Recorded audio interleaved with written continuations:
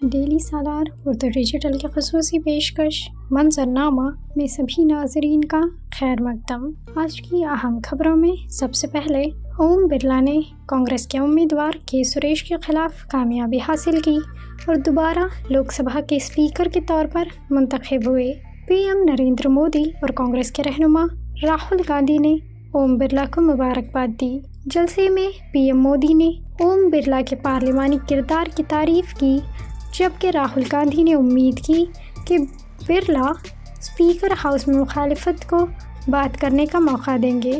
C B آئی نے شراب policy case میں دہلی کے وزیر اعلیٰ اروند کیجریوال کو گرفتار کرنے کی عدالت سے اجازت طلب کی ہے۔ کیجریوال اس وقت انفورسمنٹ ڈائریکٹوریٹ کے ایک الگ کیس میں عدالتی حراست میں ہیں۔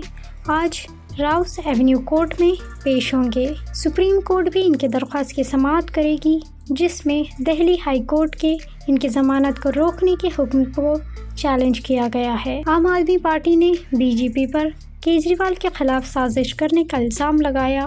راجیہ سبھا ایم پی سنجے سنگھ نے کہا، بی جے پی کی ہر سازش کا انقلاب کے ساتھ جواب دیا جائے گا۔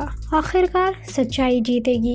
کیجریوال کی گرفتاری ان کی رہائی کو روک سکتی ہے، چاہے سپریم کورٹ کا فیصلہ ان کے حق میں ہی کیوں نہ ہو۔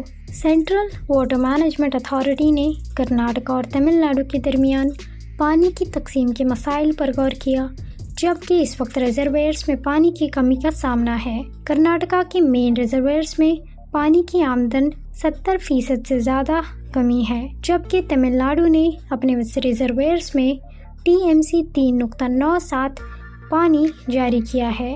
سی ڈبلیو ایم اے نے دونوں ریاستوں کو اپنے ریزرویئرز میں پانی کی محافظت کو ترجیح دینے کی ہدایت دی۔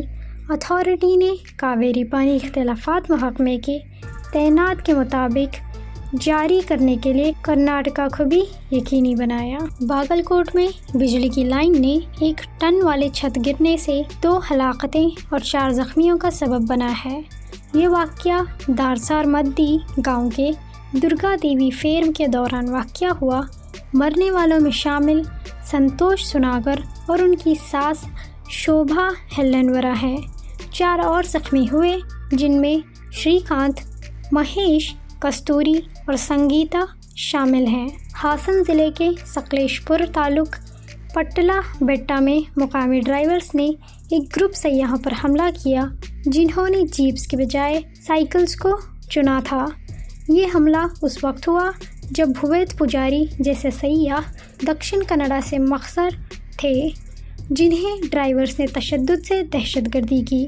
اس واقعے کے بعد بھویت پجاری نے شکایت درج کرائی، جس کے بعد یاسالور پولیس اسٹیشن میں 4 افراد گگن، کرن، نشانت اور مدن کے خلاف ایف آئی آر درج کی گئی۔ منظرنامہ کی پیشکش آپ کو کیسی لگی؟ کمنٹ سیکشن میں ضرور بتائیں۔ ایسی ہی اہم خبروں کے لیے ڈیلی سالار اردو ڈیجیٹل کو سبسکرائب، لائک، شیئر ضرور کریں۔